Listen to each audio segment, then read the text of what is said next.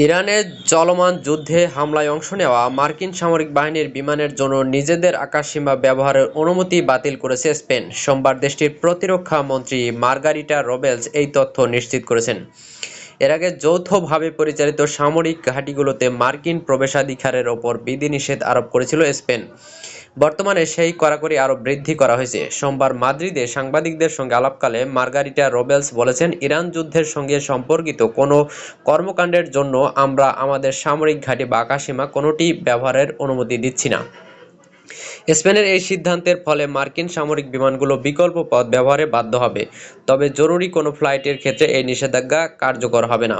দেশটির অর্থনীতি মন্ত্রী কার্লোস কুয়েরপো বলেন, একতরফাভাবে এবং আন্তর্জাতিক আইন লঙ্ঘন করে শুরু করা একটি যুদ্ধে সমর্থন না দেওয়ার স্প্যানিশ রীতিরই প্রতিফলনের এই সিদ্ধান্ত। স্পেনের প্রধানমন্ত্রী পেদ্রো সানচেজ শুরু থেকে ইরানের যুক্তরাষ্ট্র ও ইসরায়েলের যুদ্ধের তীব্র সমালোচনা করে আসছেন। অন্যদিকে ডোনাল্ড ট্রাম্প স্পেনের বিরুদ্ধে বাণিজ্যিক প্রতিশোধ নেওয়ার হুমকি দিয়েছেন। সূত্র আল জাজিরা।